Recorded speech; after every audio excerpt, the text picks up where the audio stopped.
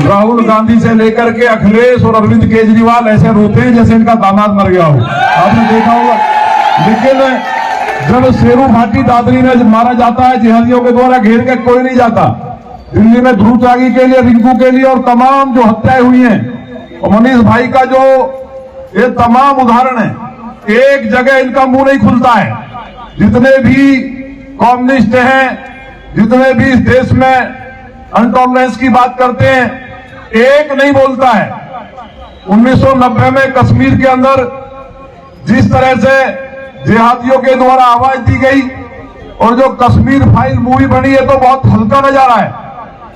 लगातार कत्लेआम होता रहा, पूरी घाटी को खाली कर दिया गया और उसके बाद किसी का मुंह नहीं खुला था। और यहां दिल्ली के मुख्यमंत्री विधानसभा में उस घटना पे हंसते हैं, उस मूवी के ऊपर। बात ये नहीं है, एक बस चला दी, पानी फ्री दे दिया, बिजली दे दी। हम लोग वीर शिवाजी और महाराणा प्रताप के वंशज हैं। घास की रोटी खाई, आधा हिंदुस्तान देना चाहता था अकबर, लेकिन अकबर को नकार दिया और उसकी नाक के बल रगड़वा करके और उसको हरा के पराजित किया। भूखे मरना पड़ा। तो दिल्ली के मेरे सारे जितने भी हिंदू शेर हैं, जिस दिन आपने गांठ बांध ली, उस तरह उत्तर प्रदेश की तरह अखिलेश यादव मंदिर मंदिर गए, जो विरोध करते थे, जो कहते थे बाबरी मस्जिद पे जिनके पिता ने वहां साधुओं को गोली चलवाई, सरयू नदी में मार के डाल दिया गया, बेटियों के बलात्कार में मजाक उड़ाते थे, समर्थन करते थे, आतंकवादियों को रिहा करने की बात करते थे, वो वहां बन करके बंदर और सब जगह घूमने लगे। आपने देखा नहीं, ये ताकत हिंदुत्व की थी। उत्तर प्रदेश का हिंदू इकट्ठा हुआ, इस बार सब इकट्ठे हुए। उसके बाद माननीय योगी जी को हटा तो नहीं पाए। आज किसी की औकात नहीं है। आज किसी बहन बेटी या किसी को छुरा मारने की बात दूर, उस गली से नहीं निकल सकता। रौनी के अंदर ये जो सुंदर नगरी है, ये जो सुंदर नगरी है, इसमें रोज सुंदर नगरी, नंदक नगरी, जो लोग हिंदुओं का गढ़ हुआ करती थी, ये सुंदर नगरी सुअर नगरी क्यों बनती जा रही है? इस पर सोचने की बात है, ये तकलीफ की बात है। मैं किसी को भड़काने की उसकी बात नहीं करता। सीएए पे दंगा हुआ, मेरे रौनी को मिनी पाकिस्तान बोला जाता है, सब जगह दंगा हुआ, किसी ने पत्थर फेंका क्या?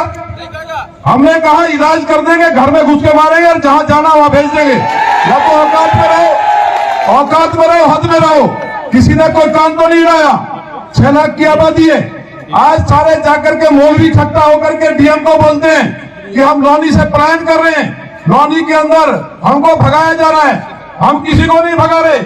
पूरे एनसीआर में, दिल्ली में एक इनका जो विधायक है ओखरा वाला, उसका नाम क्या है ऐसे सुअर का, एक विधायक यहाँ है, मेरे पास प्रमाण है, मैं ऐसे नहीं कह रहा।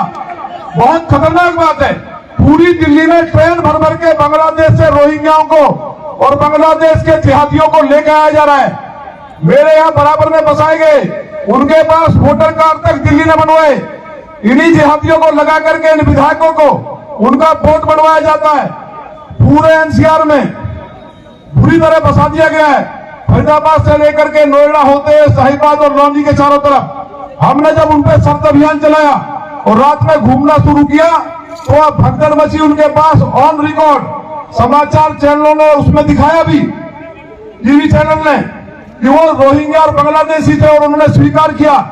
दिल्ली की सरकार ने उनको राशन कार्ड बना रखे, वोटर कार्ड बना रखे। दिल्ली में जगह नहीं बची तो उनको उत्तर प्रदेश के जगह जगह दिल्ली और हरियाणा में बसाने का काम हुआ है चारों तरफ। और पूरे देश के अंदर पूरी प्लानिंग के साथ जहां जहां ऐसी सरकार है जो राष्ट्र विरोधी सरकार है, चाहे वो कांग्रेस की सरकार हो और दिल्ली में आम आदमी की सरकार हो, पूरी प्लानिंग के साथ बसाने का काम किया जा रहा है। और इसी कारण इनका हौसला बढ़ा है। जहांगीरपुरी हो, ये तो देश के यशस्वी गृह मंत्री माननीय अमित शाह जी की ताकत है। आप अपनी ताकत को पहचानिए। माननीय मोदी जी अगर नहीं होते तो सांप्रदायिक लक्षित हिंसा अधिनियम इस देश के अंदर आ जाता। जो उस टाइम कवि से कहा था भूषण थे कि शिवाजी की बताइए, शिवाजी के बारे में एक लाइन में तो उन्होंने कहा था, शिवा न होते तो सुन्नत होती सबकी। अगर इस देश में आप ताकत के साथ माननीय मोदी जी प्रधानमंत्री नहीं होते और अमित शाह जी गृह मंत्री नहीं होते तो हालात ये हो गए थे कि हम अपने घर में किराएदार हो जाते। और इस देश में पूरी साजिश जो चली आ रही है, मैं ज्यादा नहीं कहूंगा, लेकिन इनके जो पूर्वज थे मोतीलाल के, वो कौन थे उन्हें मालूम है। वो आज भी नमाज पढ़ रहे हैं और इस देश को पूरी तरह से दारुल हरम बनाना चाहते हैं।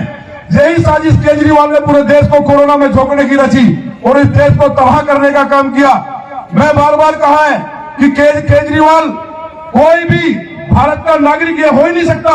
ये पूरी तरह से जिहादियों की फंडिंग के द्वारा, उनके पूरे कॉकस और उनके पूरे कब्जे में पूरा फंडिंग दाऊद इब्राहिम के द्वारा, आईएसआई के द्वारा हो रहा है।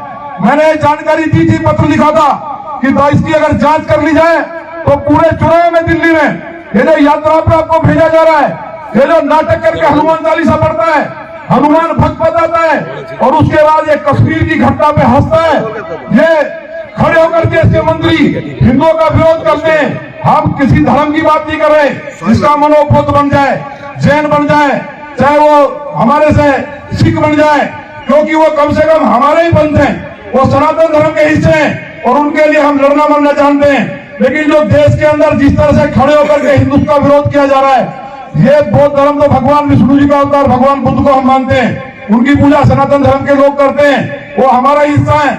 लेकिन जिस तरह से इस्लाम के अंदर पूरी ताकत के साथ जिहाद चला करके परिवर्तित करने का काम केजरीवाल जी कर रहे हैं, ये अपने आप नहीं कर रहे, ये बहुत बड़े डाकू और बेईमान व्यक्ति हैं।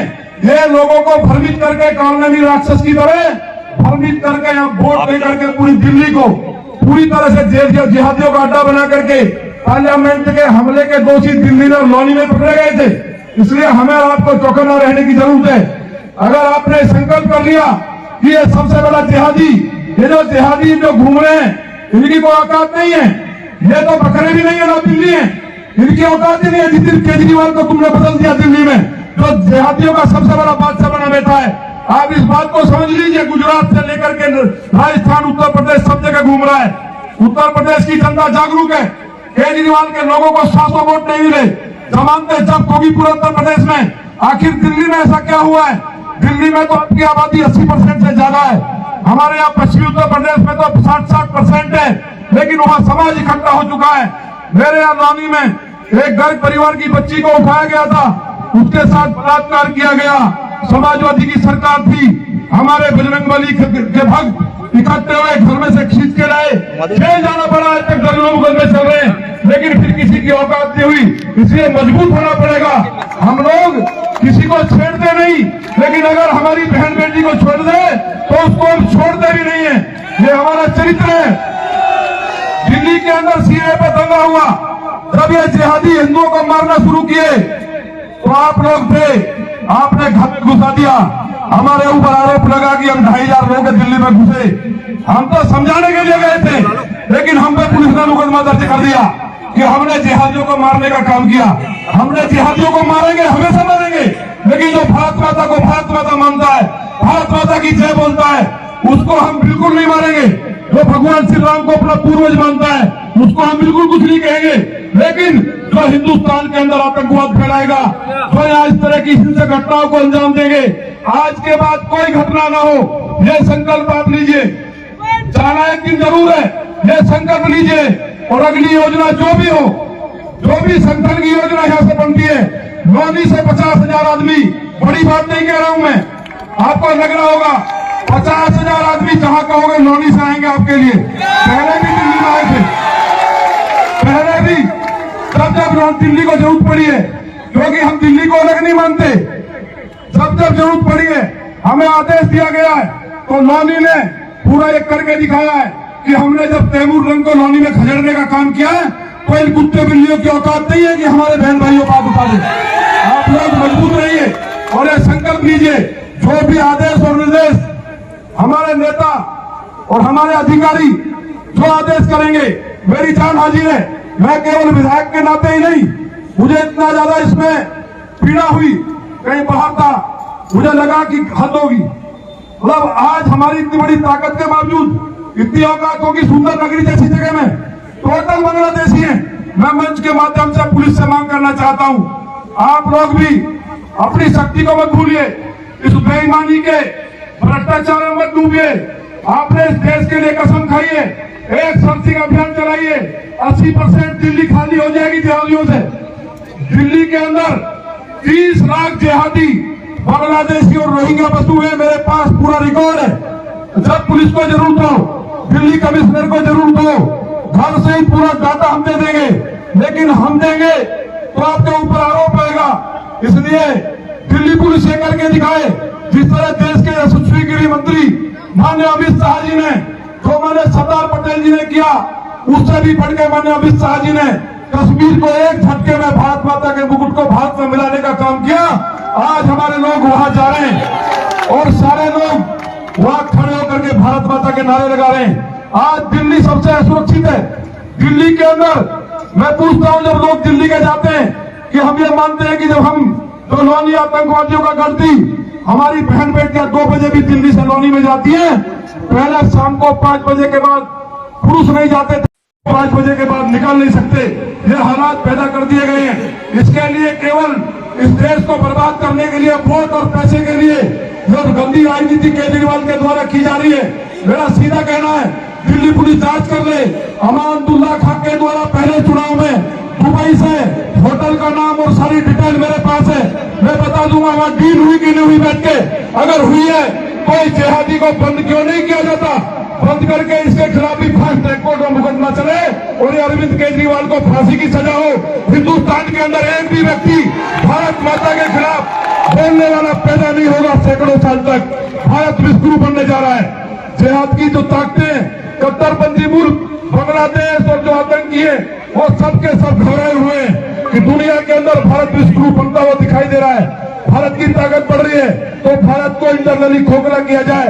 ऐसे ऐसे दलाल, उनके ऐसे ऐसे निकम्मे लोग, मुख्यमंत्री पद की एक गरिमा होती है, उसको तार तार करके जो विधानसभा के अंदर हिंदुत्व पर हंसता हो, कश्मीर में हुए हिंदू भाइयों के नरसंहार की खिल्लियां उड़ाता हो और हमारे लिए कहता हो कि हम लोग देश के अंदर कट्टरता फैला रहे हैं। कहां गए सारे लोग? आप लोग सवाल करिए और दिल्ली में निकलिए। गुरु गोविंद सिंह जी अकेले थे, आप लोग हजारों की संख्या में इतनी बारिश के बावजूद आज यहाँ बैठे। इसका मतलब है कि दिल्ली के अंदर भी राम राज जाने वाला है। आप लोग कस के रहिए, राजनीति होती रहेगी, राजनीति जिंदगी में चलती रहेगी। लेकिन मेरा कहना है कि ऐसा तो कभी कांग्रेस की पार्टी ने भी नहीं किया जिस तरह का इस जिहादी ने मिलकर के बाहर से विदेश से फंड निकली। हालांकि कांग्रेस के लोगों ने कश्मीर में आतंकवादियों से मिलकर के धारा 370 को पोषित करते रहे, लेकिन ये उनका नया वर्जन है। यह उनसे भी खतरनाक बड़ा आतंकवादी बनकर दिखाना चाहता है देश के सामने। इसलिए इसके खिलाफ NSA के अंदर मुकदमा दर्ज हो और जब ये दोषी पाया जाए तो इसको फास्ट ट्रैक कोर्ट में मुकदमा चला करके इनको फांसी की सजा दी जाए। ये मेरा केजरीवाल के लिए कहना है। वो संवैधानिक पद के लायक नहीं है। कई बार इस बात की जांच हो चुकी है। तो इस बात को मुझे उम्मीद है कि दिल्ली पुलिस सही रिपोर्ट होम मिनिस्ट्री को देगी, जिससे कि इनके खिलाफ कार्रवाई हो और भविष्य में एक भी घटना ना हो। अगर भविष्य में एक भी घटना होती है तो दिल्ली पुलिस के सारे जवानों को मैं कहना चाहता हूँ, हाथ पे हाथ मत धरे रखिए। आप भी पूरे आसपास के राज्यों से आते हैं, आपने भी शेरनी का दूध पिया, किसानों के बेटे हैं। बिल्कुल भी अपने आप को कायल मत बनाइए। यह जिंदगी एक बार मिलती है, नौकरी नहीं जाएगी सरकार में। प्रमाणित करके उत्तर प्रदेश की तरह इन आतंकियों को मार करके चौराहे पे इनका एनकाउंटर करिए। अगर आपने 10-5 एनकाउंटर कर दिए जिन्होंने ये हत्याकांड किया है, अगर 2-4 के एनकाउंटर आप कर देते तो दिल्ली के अंदर दूसरी घटना होने की कोई ताकत नहीं थी। मुझे उम्मीद है जो भी इंटेलिजेंस की और जो दिल्ली पुलिस के अधिकारी यहाँ लगे हुए हैं, जरूर उत्तर प्रदेश से सबक लेंगे। जो भी घटनाएं हुई है उनको कहीं ना कहीं इनकाउंटर 2-4 भी अगर आपने कर दिए, मैं ज्यादा नहीं कह रहा, इसी घटना में 3-4 एनकाउंटर अगर आपने कर दिए, दिल्ली में दूसरी घटना नहीं हो सकती। और अगर घटना हो जाए तो हमें बताना। हम भी लॉ एंड ऑर्डर के पक्ष में दिल्ली पुलिस को कमजोर पुलिस बताने लगे।